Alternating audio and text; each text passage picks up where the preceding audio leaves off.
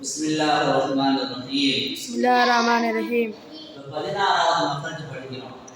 16வது மக்ரஜ் வந்து மத்துடைய எழுத்துக்களான வாவ் அலிஃப் யா. மத்துடைய எழுத்துக்களான வாவ் அலிஃப் யா. வாவ் அலிஃப் யா. வாவ் அலிஃப் யா. வாவ் அலிஃப் யா. இப்போ வாவ் தனி மக்ரஜ் படிச்சிருப்போம். அலிஃப் அது வந்து தனி மக்ரஜ். அலிஃப் ஏதாவது ஹரக்கத்தை வந்தா ஹம்சாவா போயிடும். சரியா? ஹம்சாக்கு தனி மக்ரஜ் படிச்சிருக்கோம். யா அதாவது தனி மக்ரஜ் படிச்சிருக்கோம். படிச்சிருக்காங்க யாவோட மக்ரஜ் அப்படின்னு சொல்லி தனியா எல்லாத்தையும் படிச்சு முடிச்சாச்சு. இப்ப சொல்றாங்க என்ன, இந்த எழுத்துக்கள் என்னன்னா மத்துடைய எழுத்துக்களான வாவ் அலிஃப் யா. அது வேற, இது வேற. புரியுதா இல்லையா? 16வது மக்ரஜ் மத்துடைய எழுத்துக்களான வாவ் அலிஃப் யா. அப்படின்னா என்ன? ஒண்ணுமே இல்லை, ரொம்ப சிம்பிளா விளங்கிடலாம்.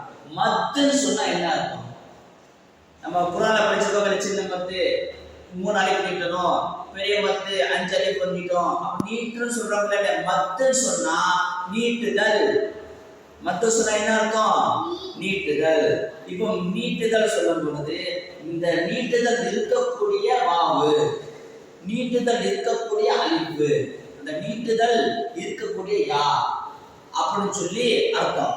அது எப்படி நீட்டுதல இருக்கக்கூடிய வாவா போகும், எப்போ அப்படி நீட்டுதல இருக்கக்கூடிய அலிஃபா போகும், எப்போ நீட்டுதல் இருக்கக்கூடிய யாவா போகும் அப்படின்னு சொன்னா, வாவுக்கு சுக்குன் வந்து சும்மா வாவு வந்து அது மத்தொரு எழுத்துல வாவு கிடையாது. புரியுதா இல்லையா? சும்மா வாவு வந்தாலோ சும்மா யா வந்தாலோ அது மத்தொரு எழுத்தால் ஆக முடியாது. அது எப்போ ஆகும்னா, உதாரணமா வாவுக்கு சுக்குன் பெற்று, வாவுக்கு சுக்குன் வந்து அதுக்கு முன்னாடி உள்ள எழுத்து, அது எந்த எழுத்தாலும் இருக்கலாம். சரியா? வாவுக்கு சுக்குன் பெற்று அதுக்கு முன்னால் உள்ள எழுத்து பேஷ் வந்தா, உதாரணமா லாம் வாவு பேஷ் லூ, ஜீம் வாவு பேஷ் நூன் வாவு பேஷ் நூ. புரியுதா இல்லையா? வாவ் சுக்குன் வந்து அதுக்கு முன்னாடி எழுத்து எந்த எழுத்தா இருக்கலாம், அதுக்கு முன்னாடி எழுத்துக்கு பேஷ் வந்திருக்கும். என்ன வந்திருக்கணும்? பேஷ் வந்தா அப்பதான் அந்த வாவை நீட்டுவோம். நூ லூ மூ ஜூ நீட்டுறோமா இல்லையா? அப்பதான் நீட்டுதல் உள்ள வாவா போகும். அப்படி நீட்டுதல் இருக்கு மத்துடைய எழுத்துடைய வாவு. அதான் என்னது? மத்துடைய எழுத்துடைய வாவு. அலிஃப், அலிஃப்க்கு சுக்குன் வந்துடக்கூடாது. அலிஃப்க்கு ஏதாவது ஹரக்கத்தை வந்தா என்னவா போயிடும்?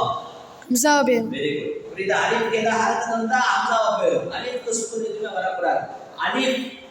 அலிஃப் வந்து அதுக்கு முன்னால் உள்ள எழுத்துக்கு ஜபர் வந்தா அது மத்துடைய எழுத்துனா அலிஃப். உதாரணமா பா சொல்ற, பா அலிஃப் ஜபர், லாம் அலிஃப் ஜபர் லா, ஜீம் அலிஃப் ஜபர் ஜா, காஃப் அலிஃப் ஜபர் கா. நீட்டுறோமா இல்லையா? நீட்டுதல் வேலை கொடுக்குதா இல்லையா அலிஃப்? அப்படி நீட்டுதல் வரக்கூடிய அலிஃப். அலிஃப் அதுக்கு முன்னாடி உள்ள எழுத்துக்கு, அது எந்த எழுத்து வேணாலும் இருக்கலாம், அந்த எழுத்துக்கு என்னது? ஜபர் இருக்கணும். அலிஃப்க்கு முன்னாடி உள்ள எழுத்துக்கு ஜபர் வந்தா அது நீட்டுதல் உள்ள மத்துடைய எழுத்துடைய அலிஃப். அதே மாதிரி யா, யாக்கு வந்து சுக்குன் பெற்று அதுக்கு முன்னால் உள்ள எழுத்துக்கு ஜேர் வந்தால் அது நீட்டுதல் உள்ள யா, அதாவது மத்துடைய எழுத்தான யா. புரியுதா இல்லையா? அதான் இது மத்துடைய எழுத்தான யா. யாவுக்கு சுக்குன் பெற்று, யாவுக்கு சுக்குன் வந்து அதுக்கு முன்னால் உள்ள எழுத்துக்கு ஜேர் வந்தா அது என்னது? மத்துடைய எழுத்துடைய யா. அதுதான் இந்த வகத்தை நம்ம படிக்க போறோம். புரிஞ்சா? விளங்குச்சா இல்லையா? யாவுக்கு சுக்குன் பெற்று அதுக்கு முன்னால் உள்ள எழுத்துக்கு ஜேர் வந்தா அதுக்கு உதாரணமா லாம் யா ஜேர் ஈ, ஜீம் யா ஜேர் ஜி, நூன் யா ஜேர். நீட்டுறமா இல்லையா? நீட்டுதல் அது வேலை கொடுக்குதுல்ல, அப்பதான் என்ன யா வந்து மத்துடைய எழுத்துடைய யாவும் போகும். விளங்குச்சா இல்லையா? இது வந்து எங்க வெளியாகும் சொன்னா, இந்த வாயில இருந்து, வாய்க்கு 2 உதடு இருக்கா இல்லையா, அந்த 2 உதடுக்கு மத்தியில காலியான இடத்திலிருந்து வெளியாகும்.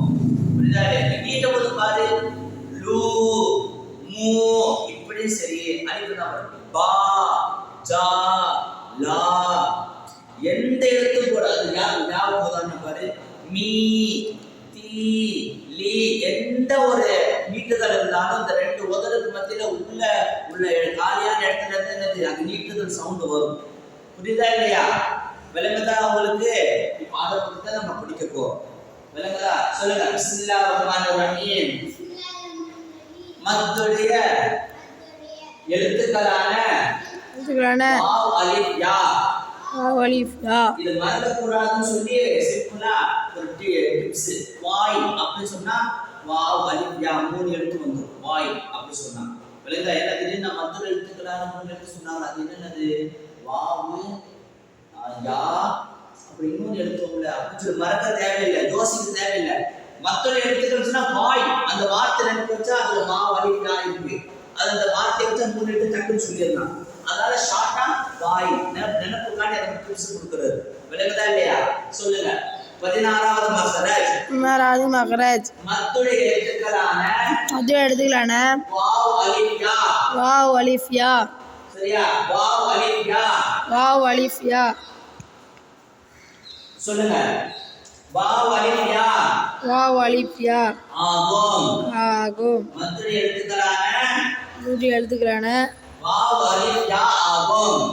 அலிஃப் யா ஆகும். இவை வாய் இன்னும் இரு உதடுகளுக்கு மத்தியில் உள்ள காலியான இடத்திலிருந்து வெளியாகும். மத்துடைய எழுத்துக்களான வாவ் அலிஃப் யா ஆகும். இவை வாய் என்னும் இரு உதடுகளுக்கு மத்தியில் உள்ள காலியான இடத்திலிருந்து வெளியாகும். விளக்கம்.